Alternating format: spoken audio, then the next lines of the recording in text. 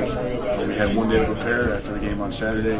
Guys listened, wanted to learn, wanted to do what was right, and I think we did a really good job of taking away their strengths and just making them use their weaknesses, and so we were controlling for the ball. Kevin, you thought you could win, I'm sure, but did you ever, in your wildest dreams, think you'd win by 25-30? I mean, games like that happen. Like this happen every once in a while. You'll get a team that's, they start off a little bit cold. They weren't hitting their threes. That's what they're known for.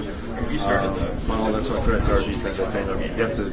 I want to make sure our guys get credit for that because the team did a good job of closing out and making them play, making play for the drive. So we can help that way, help a little bit better. But no, we didn't see us winning by 25 plus. Just credit to all the guys and their willingness to listen and know the game plan going on. You guys sort of waiting for a game where everybody sort of was clicking offensively and hitting shots at the same time? It's a good feeling to have that.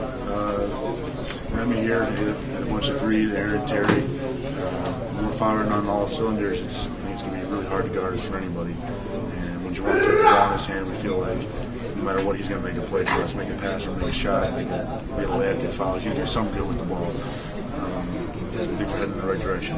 What does that do when you guys do have multiple guys hitting from outside? What does that open up? I'm sure obviously open space, but can you explain a little bit what it does? It opens up money for his drive.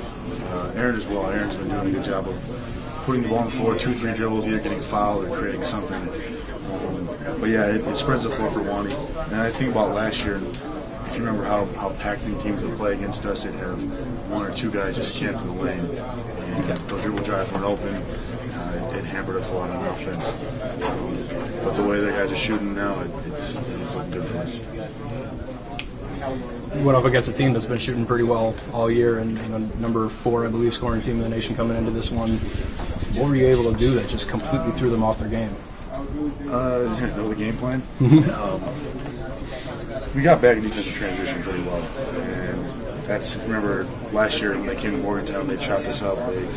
They got runouts on us. They hit threes in transition. So we keyed on just making sure getting back, getting a hand up, making them drive, and just sitting down and guarding them in the half court. Now, see, you sit here and you explain everything. Jawan says, well, we don't really know what we're doing, so they can't know what we're doing. Is there sort of just some kind of like wild, I don't know, you don't know what it is? In our half court, he's right. In our half court D, we, I don't know what I would call it, just organized chaos. I don't think they really had an idea if they were going to run zone offense or man offense against it. We did a really good job with the ball screens. But yeah, I mean, if you got 5 guys moving, hands up, active, it makes it tough for any team. I was going to say, you just mentioned 5 guys. How important, if you do have that organized chaos, is it that everyone is doing their role? You can rely on that, if you get beat, or just that everybody else is doing what they're supposed to be doing at any given time? It's just a good feeling, you have someone's got your back. And I think back to last year, we really didn't have that. Couldn't trust that the help would always be there. Just the way we're playing defense now reminds me of my first year here. Joe Mizzou's last year, Cam Thurman's last year. Those guys can trust each other, and their defense is what got them to the tournament. And we feel like we can play that way as well. But we have a little bit more offense than I think they did. So we just have to keep it going. Is this something you ever envisioned when you were playing with that freshman team of yours, that you'd be scoring 100 points on nearly a top 10 team? No, you honestly can't say that. I mean, they're a top number 11 team in the country for a reason. But it just shows that when 5 guys buy in, or when the whole team buys into a scout, and when 5 guys on the floor buy in, that you can see what will happen. And I hope we continue this. I hope we stay humble and stay hungry. And we know we have those big ones against Texas on Saturday. You guys at the forward position getting in frequent foul trouble. Yeah. Today, Nathan was able to come in and just barely stay out of foul trouble enough that he had a really big impact. Defensively, how much has he improved this year, and you were able to see that tonight? A lot. I mean, he's not getting blown by anymore on the perimeter. He's been doing a really good job when he trap screens, getting his hands up. I think he picked one off and then took it to the house, and then had another one where he got a deflection. So I mean, he's playing a lot better defensively, and that's what keeps you on the court. I mean, you might not be making your shots, but you can lock down the defense, and that's all we can ask you. When you look at where you guys are now in this run, was it hard to see this point a month ago or November, early December?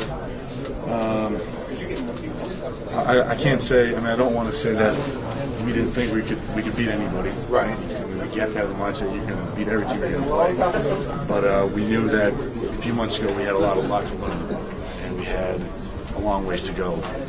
But I think we've come into practice most every day prepared with the willingness to learn, and I think it shows in our play. And quite honestly, we have a really good leader in Jamal. It's just, I go back to last year, I think about it. It was, some days were just kidding. We really didn't have the true guy to hold us together when things got bad, and we have that this year. Is there a ceiling on this, do you think? I mean, after tonight, all bets are off. Absolutely not. Right? Yeah, the ceiling, the sky's the limit for us right now. But again, you got to stay in the moment here. Right. We won this game, but we realize that we have Saturday coming up, and that's in Austin. So they got us here pretty bad, and we have to go down there and just stick to the game plan. Hopefully, grind one out.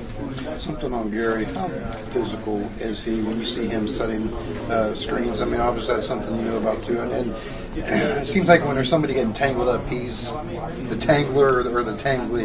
Gary uses his body really well. You see how I won't call it flopping, but he understands how to use his body and seek the contact and use it to his advantage. We'll just say it like that. Getting to the foul line, yes, probably right. Yeah. But yeah, that's what he plays in practice. He hits you hard in practice. He sets good screens. When he comes off screens, he knows how to work it so it looks like the guy's grabbing him. But yeah, Gary is doing what we need him to do. Is that a role he's eventually grown into? I mean, you probably don't come in as a freshman wanting to be that. What was expected from him as a freshman or as his career got progressed, they wanted him to fill Jones' role. Yeah. Kind of the guy that's going to score some points, get some assists, but not wow you with anything. Just be he'll grind out every play, he'll lock down on defense, and someone that's relentless. And he hasn't done that every game, but I think tonight it's exactly what we need from him. And I hope he can keep doing it.